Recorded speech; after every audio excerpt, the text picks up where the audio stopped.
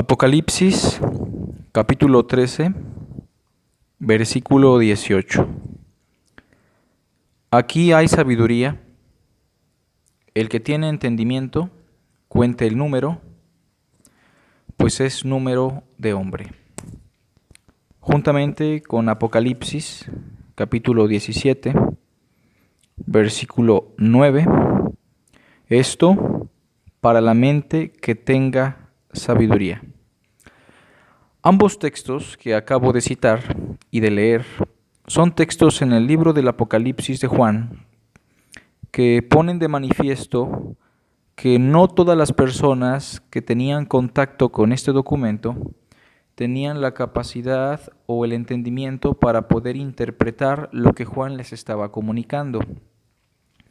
Es por eso que el día de hoy vamos a hablar sobre algunos principios para poder interpretar el Apocalipsis de Juan.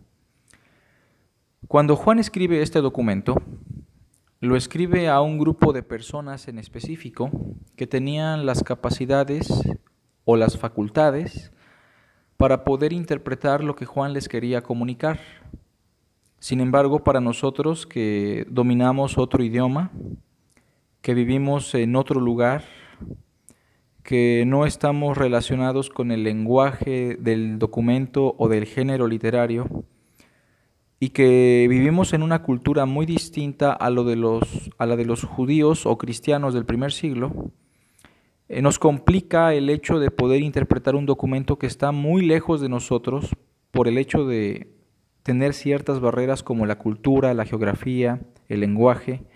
Aunado a eso, ya pasaron 2000 años y la cultura de Medio Oriente ha evolucionado de tal forma que imposible que sea ya un referente para que nosotros podamos incrustarla para poder interpretar el documento del Apocalipsis. Sin embargo, el día de hoy vamos a hablar de algunos principios que van a ser determinantes a la hora de interpretar un libro tan importante como el Apocalipsis de Juan. Entonces, las frases, esto es para la mente que tenga sabiduría, o la frase, aquí hay sabiduría, el que tiene entendimiento cuente el número, están reflejando que para los cristianos de Asia Menor había un entendimiento claro de los símbolos y de los conceptos que Juan quería transmitirles.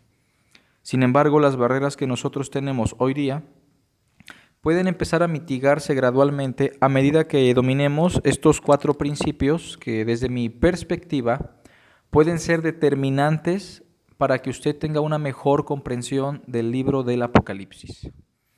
Entonces, no vamos a entrar de lleno ya al estudio del documento, vamos a tener otras sesiones donde tratemos de tener un panorama general antes de entrar de lleno al estudio de. Bueno, el primer principio que me gustaría mencionar es el siguiente. Debemos examinar el documento del Apocalipsis sin una postura preconcebida. Esto es muy importante, hermanos, porque cuando nosotros vamos a leer un documento que no dominamos, que no conocemos, pero lo hacemos con una concepción predeterminada, de alguna manera la interpretación que le demos va a estar sujeta a lo que nosotros ya concebimos como una postura o una verdad.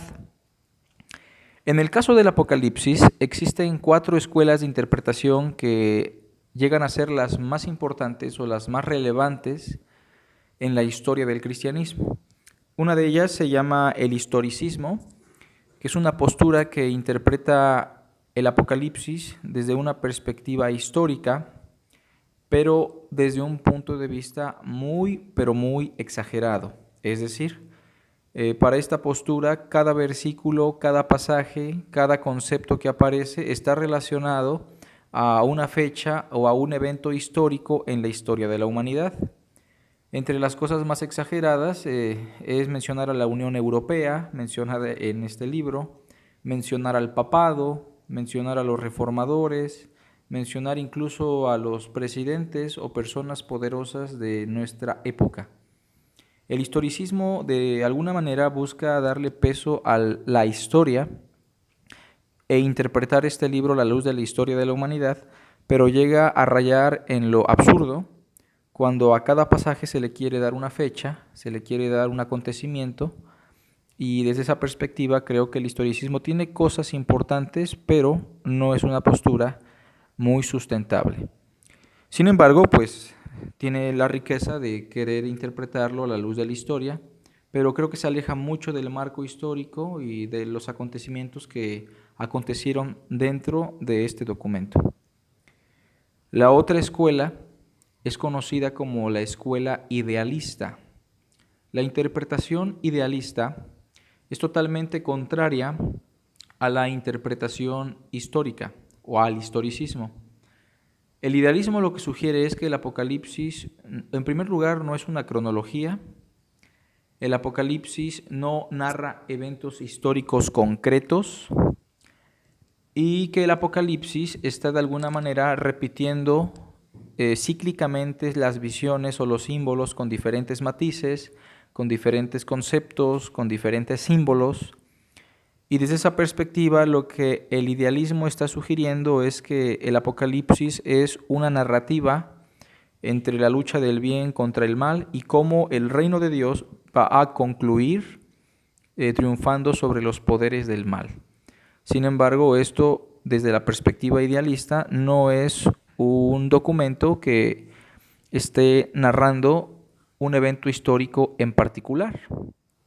Desde esta perspectiva, entonces, la bestia, que se menciona en el capítulo 13, en su momento pudo haber sido un emperador, pero la bestia puede ser el Papa, la bestia puede ser tú si te revelas a Dios, la bestia puede ser cualquier sistema, cualquier persona que se revele ante Cristo y ante la voluntad de Dios.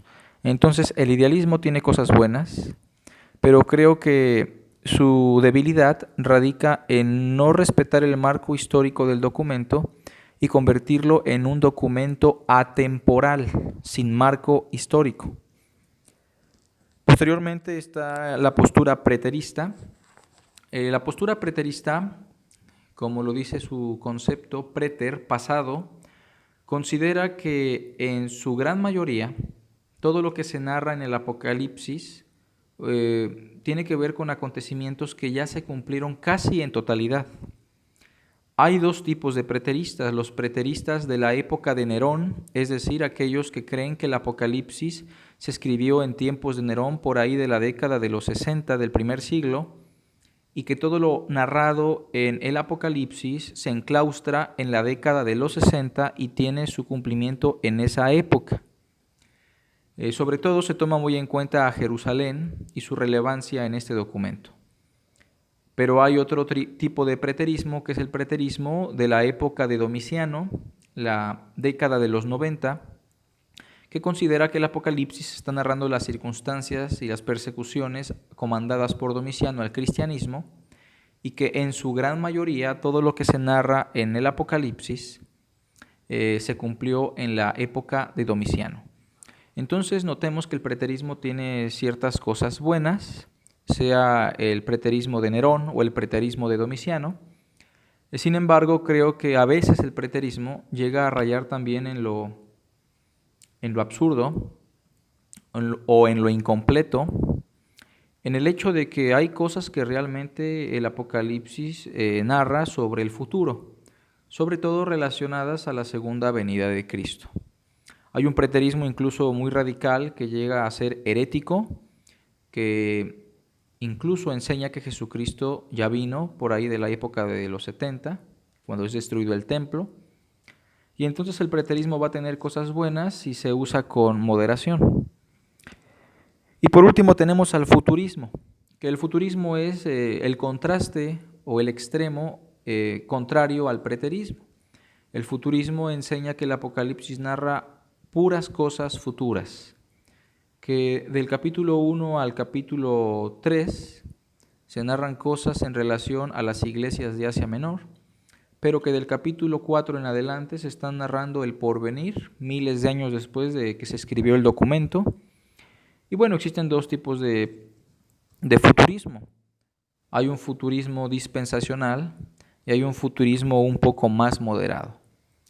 Pero entonces con esto quiero decir que si usted es de la escuela historicista, la escuela idealista, la escuela preterista o la escuela futurista, no estamos diciendo con eso que la escuela sea mala totalmente. Todas tienen su riqueza, todas llegan a tener sus errores porque son posturas y concepciones formuladas por seres humanos. Pero lo que queremos señalar aquí como primer principio es que cuando usted empiece a estudiar el documento del Apocalipsis, cuando usted empiece a leerlo, es preferente que usted se despoje de su postura, se despoje de cualquier idea, de cualquier comentario, de cualquier tradición escatológica que ya tenga arraigada, porque de otra manera va a ser complicado que usted pueda interpretar de manera pura el documento. Pasaría lo mismo como cuando un testigo de Jehová o un católico romano quiere leer el libro de Romanos y su concepción católica romana o su concepción ruselista no le permite ver que la justificación es por medio de la fe, por pura gracia, sin las obras de la ley. Obviamente les va a costar porque hay una concepción predeterminada de sacramentos, de ritos, de obras, de publicaciones, de esfuerzos humanos. Lo mismo pasa cuando usted cree que va a haber un anticristo futuro, un arrebatamiento previo a una gran tribulación, cuando usted cree que va a haber un reinado de 1000 años en la tierra, o cuando usted cree que ya todo se cumplió y nada más se va a cumplir, incluso que Cristo ya vino. Cualquiera que sea su concepción debe ser desarraigada porque en definitiva sí va a distorsionar la lectura y la interpretación que usted le dé al documento. Bueno, en segundo lugar, tengo que mencionar que otro principio es reconocer y sujetarse a la naturaleza literaria del documento. Bueno, no es establecer, es reconocer. Recordemos que nosotros no establecemos nada, nosotros lo reconocemos. Y también tenemos entonces que sujetarnos a la naturaleza literaria del documento. Ya en la sesión pasada, hermanos, mencionamos que el libro del Apocalipsis, juntamente con Daniel, Zacarías y algunas porciones de Ezequiel, Isaías o los profetas, pertenecen a un género literario propio de la literatura judeocristiana, una literatura que se llega a conocer como la apocalíptica. Entonces sí va a ser importante que usted investigue, se documente, eche mano de algunos libros apocalípticos, no importa si son pseudoepígrafos o apócrifos, pero esto le va a servir a entender la naturaleza del documento y cómo lo debemos abordar.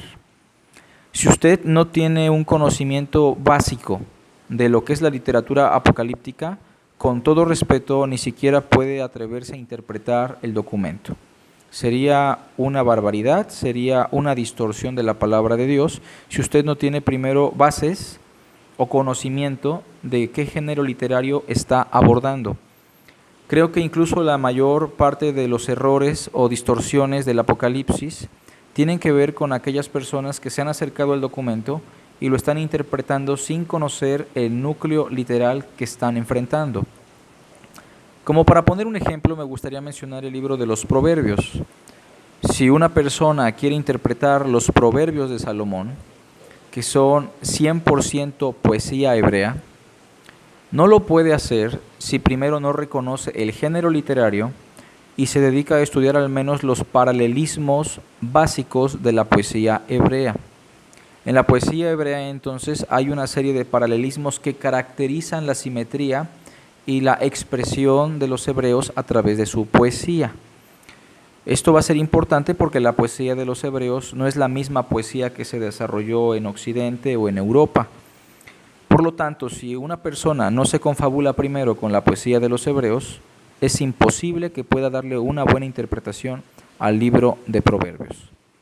Y esto pasa con cualquier documento que se va a abordar. Si primero no tenemos bases, un trasfondo o un conocimiento básico de la naturaleza literaria, es mejor desistir de interpretar y primero documentarse, analizar un poco la literatura, ver cómo la interpretaban los judíos, ver cómo la interpretaban los cristianos del primer siglo, cómo se manifiesta, en qué circunstancias se dio, cuándo se originó, a quién estaba dirigida. Todo esto va a ser muy importante y creo que hace 8 días expliqué un poco ya sobre eso y si tienen alguna duda pueden pedirme algunos libros que les pueden ayudar. Bueno, en general, la naturaleza literaria del Apocalipsis, ya dijimos, es una naturaleza apocalíptica. La apocalíptica, como ya se mencionó, se caracteriza al menos por 4 cosas importantes. Número 1, que se origina en tiempos de persecución. La literatura apocalíptica, en definitiva, siempre surge en tiempos de persecución para el pueblo de Dios. Cuando leemos el libro de Daniel, que es un libro apocalíptico, al menos del capítulo 7 en adelante, sabemos de antemano que era un tiempo de persecución, en donde Daniel y sus amigos están exiliados en Babilonia, los judíos están bajo un cautiverio, y entonces esta literatura se está desarrollando en un tiempo muy complicado. Cuando leemos el Apocalipsis de Juan estamos ante una situación similar. Las iglesias de Asia Menor y, por no exagerar, todos los cristianos del Imperio Romano estaban siendo perseguidos por el emperador Domiciano, quien se proclamó a sí mismo Dominus et Deus, lo cual significa Señor y Dios. Y en ese sentido, cuando nosotros analizamos también los documentos apocalípticos apócrifos, la mayoría de ellos fueron desarrollados en tiempos de persecución. Bueno, la segunda característica de los documentos apocalípticos, y esto va a ser muy importante, es que tenían un doble propósito. Por una parte, buscaban darle un mensaje a un grupo selecto, a un grupo exclusivo, en este caso únicamente a los cristianos, o en el caso de los documentos judíos, únicamente a los judíos, y entonces se usaba un lenguaje o patrones, conceptos, palabras, que eran clave para este grupo, pero para los perseguidores no.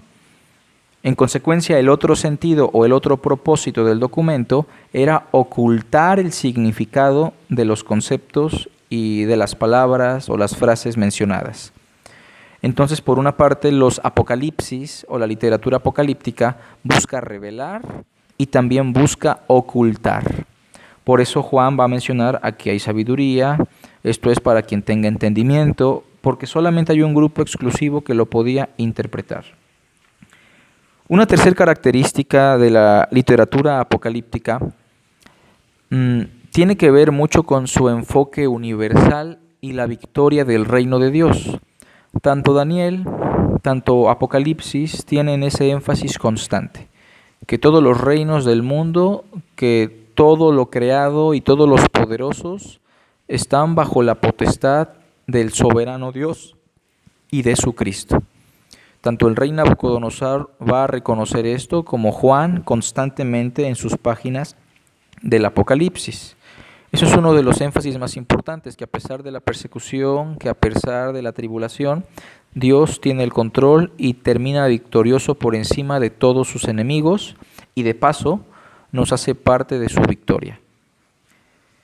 Y un cuarto aspecto importante del Apocalipsis de Juan, y de paso ya mencionamos el libro de Daniel, es que hay una simetría paralela entre los pasajes.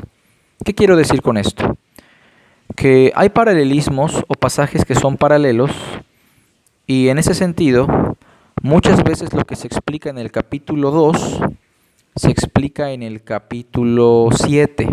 Vamos a pensar en el libro de Daniel, que es un documento apocalíptico. En el capítulo 2 de Daniel se habla de una gran estatua que fue el fruto del sueño del rey Nabucodonosor. En esta gran imagen había una cabeza de oro que representaba al imperio del rey Nabucodonosor y al rey Nabucodonosor. Posteriormente, esta imagen tenía unos pechos y brazos de plata, lo cual representaba al imperio medo-persa. Posteriormente hay unos muslos de bronce, lo cual representaba al imperio de los griegos.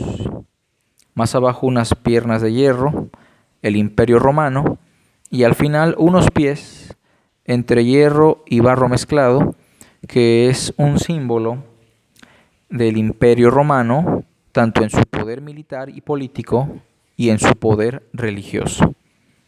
Entonces, esta imagen que representa a los imperios, que al final son derrumbados por una roca que se convierte en un gran monte, que es el reino de Cristo y el reino de Dios en su plenitud, cuando ponga por estrado de sus pies a todos los reinos del mundo y a todos sus enemigos, se repite otra vez en el capítulo 7 de Daniel, solo que con diferentes símbolos. Acá era una imagen donde cada sección de la imagen representaba a un imperio, concluyendo con el reino de Dios, con la roca que se convierte en un gran monte. Y en el capítulo 7 de Daniel ahora esto mismo se representa, pero con bestias. La primera bestia, que es un león con alas, evidentemente otra vez es Nabucodonosor y su imperio babilónico.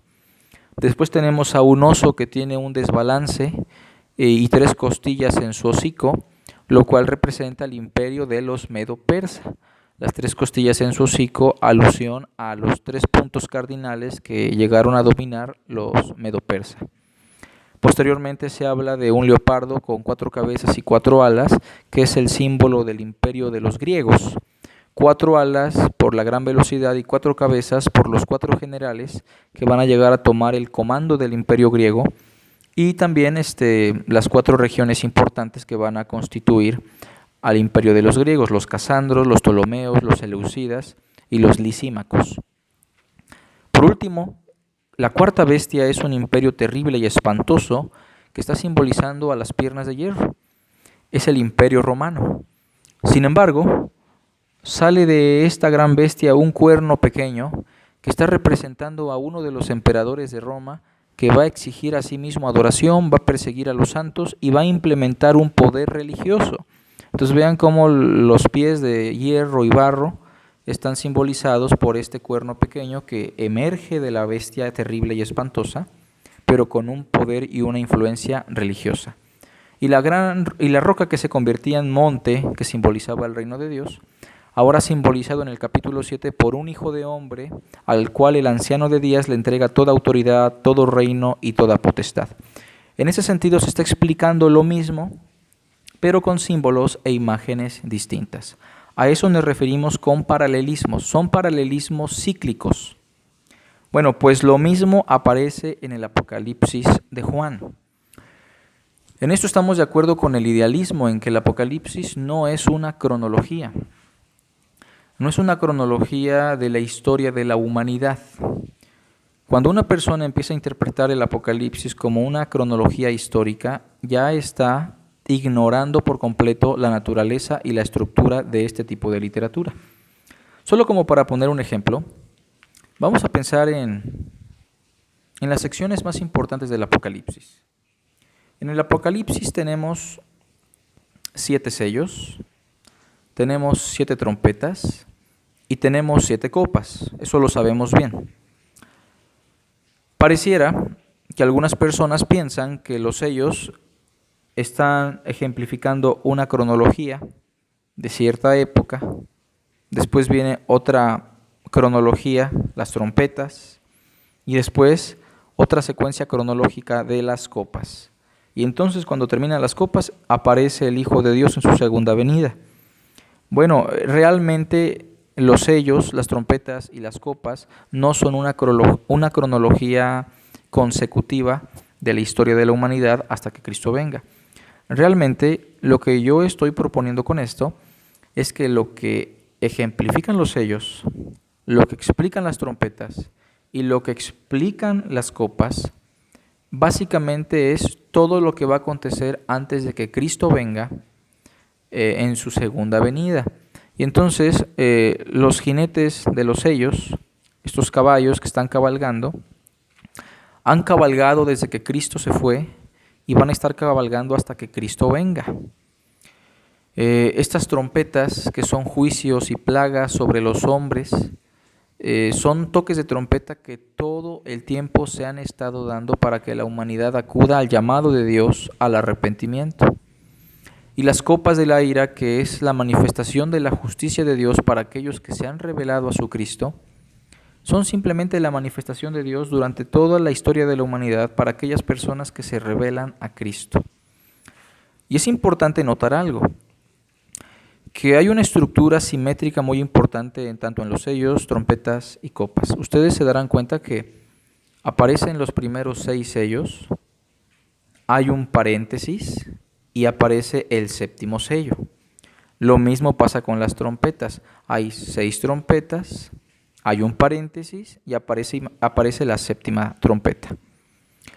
Y en el final de cada una de estas secciones, es decir, al final del séptimo sello, al final de la séptima trompeta y al final de la séptima copa, hay una expresión que usa el apóstol Juan que es similar, por no decir igual. Por ejemplo, en Apocalipsis 8, cuando se habla del séptimo sello, dice en el versículo 5, capítulo 8, verso 5, y el ángel tomó el incensario y lo llenó del fuego del altar y lo arrojó a la tierra, y hubo truenos y voces y relámpagos y un terremoto.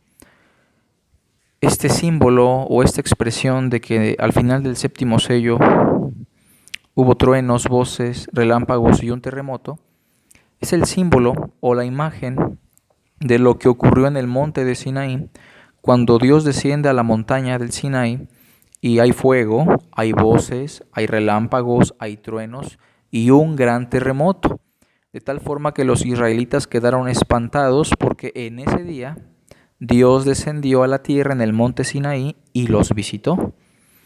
Es obviamente un símbolo o una alusión a la segunda venida de Cristo, en donde estos elementos están fungiendo como el símbolo del descender de Dios a la tierra.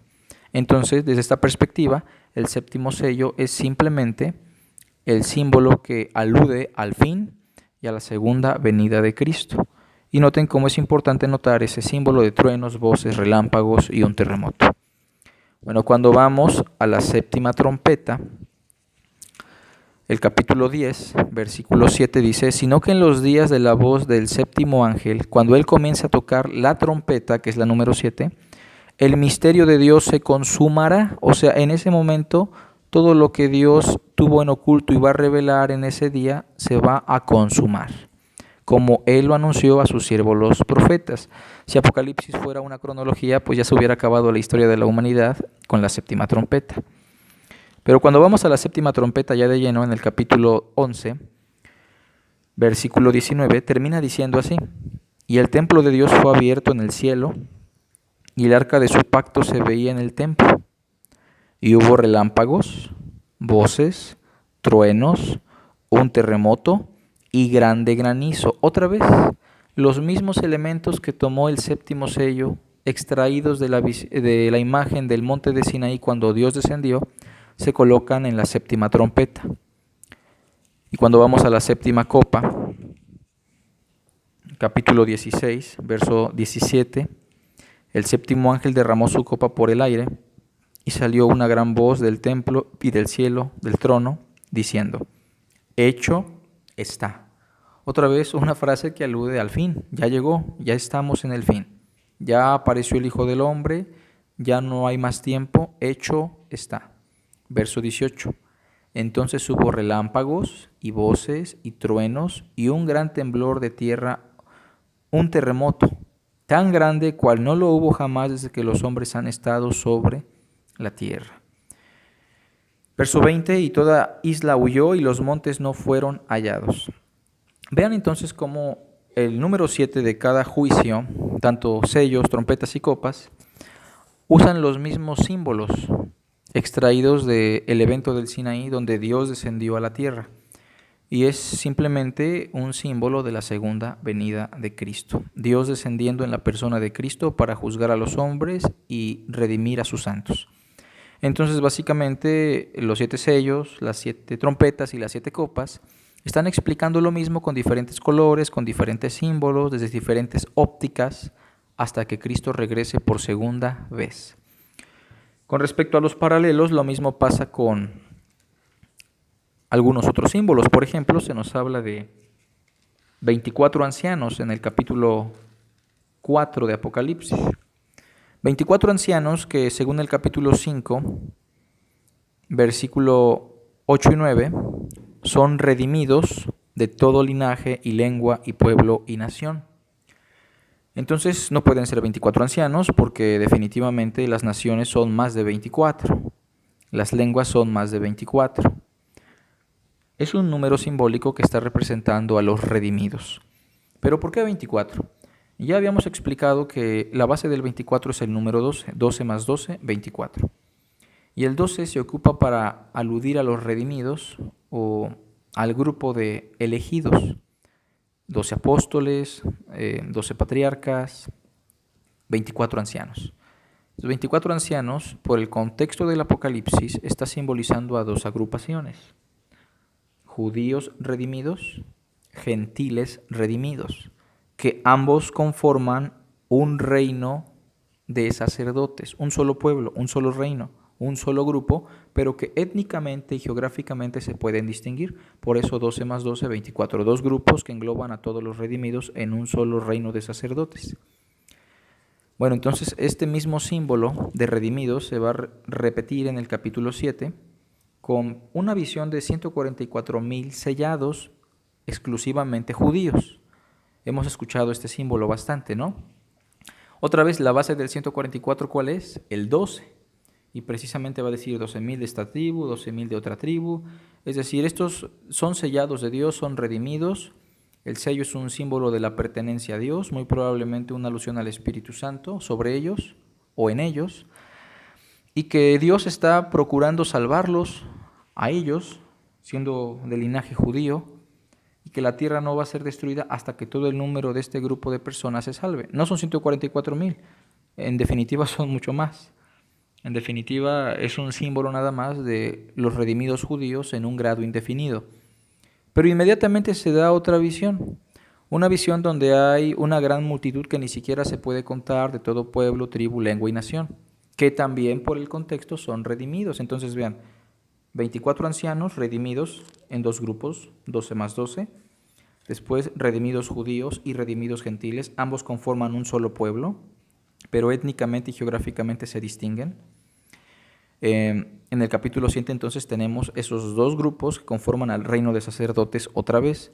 Y en el capítulo 11 tenemos a los dos testigos.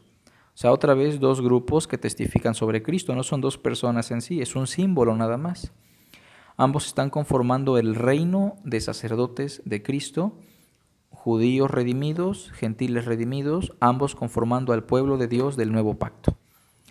Lo mismo pasa con el juicio de Satanás. Satanás es lanzado en el capítulo 12, gracias a que el Verbo se hace carne. Es juzgado, lanzado fuera, pierde la facultad para engañar a las naciones, según el capítulo 12. Tenía la facultad de acusar a los escogidos, pero ahora la pierde también en el capítulo 12. Es decir, Satanás ha sido restringido, ha sido juzgado, lanzado fuera, no tiene facultades gracias a que el reino de Cristo ha llegado en su encarnación. Pero el capítulo 20 de Apocalipsis nos vuelve a decir lo mismo, pero con otros símbolos, que ahora Satanás está atado. Lo mismo va a pasar para hablar de el día del juicio, en donde la expresión negativa de los enemigos de Cristo se ve en plenitud. Es decir, cuando el mundo se ve en su peor condición es precisamente cuando Cristo viene por segunda vez. Y por eso se van a narrar la famosa batalla del Armagedón, que es simplemente un símbolo. El Armagedón es un término que sale del valle de Meguido, donde se desarrollaban las batallas más importantes para los judíos. Y entonces en el capítulo 16 se dice que la bestia, el dragón y el falso profeta envían espíritus de demonios que vayan a los reyes de la tierra, a todo el mundo, para reunirlos a la batalla de aquel gran día del Todopoderoso. O sea, hay una rebelión donde todas las influencias del mal están afectando a los reinos y a los reyes de la tierra para que se rebelen ante Dios. Lo mismo ocurre más adelante, en el capítulo 19, cuando se dice que los reyes de la tierra han sido sometidos al reino de Cristo. Vean por favor el capítulo 19, versículo 15. De su boca sale una espada aguda para herir con ella a las naciones, y él las regirá con vara de hierro, y él pisa el lagar del vino del furor y de la ira del Dios Todopoderoso.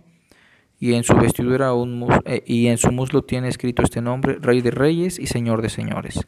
Entonces vean cómo abajo dice que se llamen a las aves del cielo, que se congregan para que coman las carnes de los reyes, de los capitanes. O sea, esa rebelión no tuvo éxito porque el Cristo otra vez los vence en su segunda venida. Verso 19: y vi a la bestia y a los reyes de la tierra y a sus ejércitos reunidos para guerrear contra el que montaba el caballo. La misma imagen del capítulo 16. El grupo de hombres inconversos, influenciados por el mal, buscando rebelarse ante el Cristo, pero que son sometidos por Él en su segunda venida.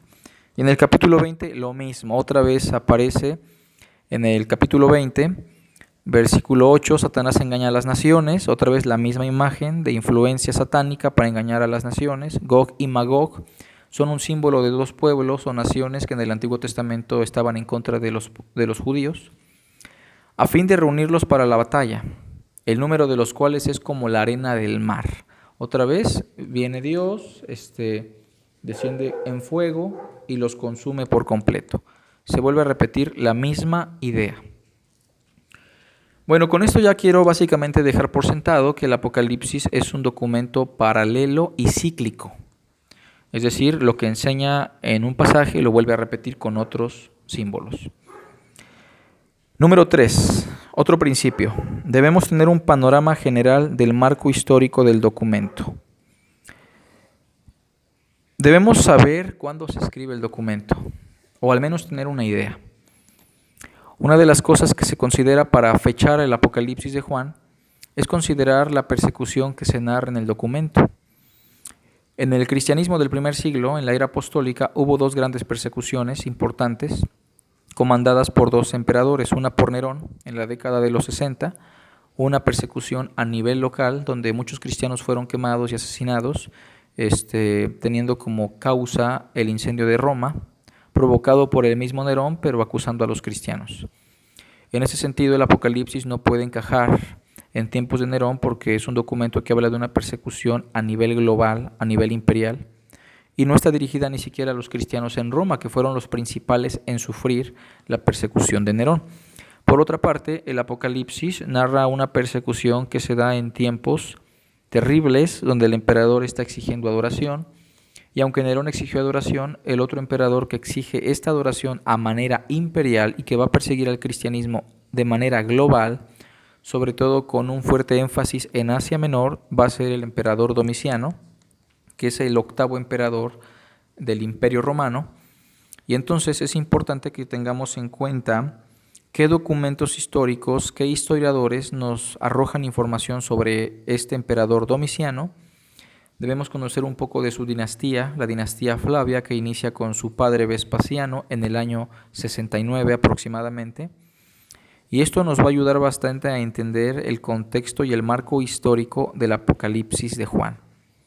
Si nosotros entendemos este marco y nos sujetamos a él, que es el marco histórico en el cual vivieron los cristianos de Asia Menor, estamos más cercanos a una interpretación correcta. Entonces les animamos a eso. Y número 4, ya para terminar y para que ustedes puedan asimilarlo con calma, debemos interpretar los símbolos en el contexto de la Biblia. Cuando digo el contexto de la Biblia, tal vez me salga un poco de esto.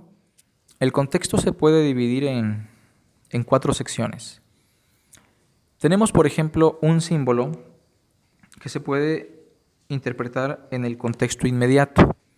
A veces los símbolos del Apocalipsis se van a interpretar en el mismo contexto inmediato. Es decir, ahí aparece el símbolo, inmediatamente se explica. Por ejemplo, en el capítulo 13, cuando dice que el que tiene entendimiento cuenta el número de la bestia, pues es número de hombre y su número es 666. Definitivamente nos está explicando que el 666 o el 666 es un número simbólico del hombre.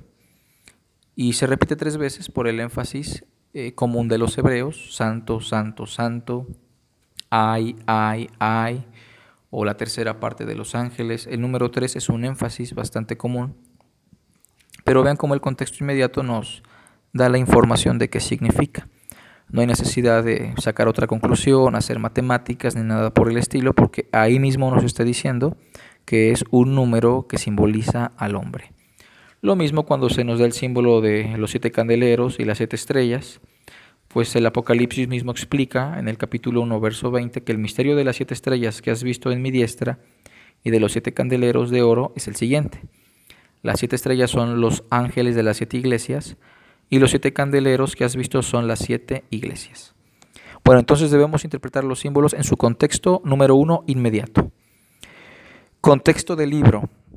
Hay símbolos que no se explican de forma inmediata, pero en el contexto del libro se van a explicar. Por ejemplo, cuando se nos da el símbolo de una mujer, una ramera, que está cabalgando sobre la bestia, al momento no entendemos quién es esta ramera. Algunos, por no examinar el contexto del libro, llegan a pensar que es la ciudad de Jerusalén, otros llegan a pensar que es la Iglesia Católica Romana, pero si entendemos el contexto del libro, la bestia sobre la cual cabalga esta mujer es el Imperio Romano. Y esta mujer se explica en el contexto del libro, en el capítulo 17, verso 18, y la mujer que has visto es la gran ciudad que reina sobre los reyes de la tierra. En el contexto del marco histórico sería la ciudad de Roma, que dominaba sobre todos los reyes de la tierra. Contexto inmediato, contexto del libro del Apocalipsis, y cuando no lo explique ni el contexto inmediato ni el contexto del libro, vamos al contexto canónico, es decir, a otros pasajes de la Biblia que nos ayuden a interpretar el símbolo. Por ejemplo, en el capítulo 12 se nos da el símbolo de una mujer vestida del sol, con una corona de 2 estrellas y con la luna debajo de sus pies. Algunos piensan que es la guadalupana, ¿no? Pero en el contexto del canon, en el Génesis, José el soñador tuvo un sueño en el cual la luna, el sol y 11 estrellas se inclinaban hacia él. En definitiva, él mismo interpreta el sueño, su padre y sus hermanos se molestan porque la idea es que el sol es Jacob, la luna es su madre y las 11 estrellas son sus hermanos. En conjunto, la familia de Israel. Entonces, esta mujer está simbolizando a la nación de los israelitas en el capítulo 12 y tiene su trasfondo en el contexto canónico en el libro del Génesis, capítulo 37. Y entonces hay otro contexto que es el contexto extracanónico.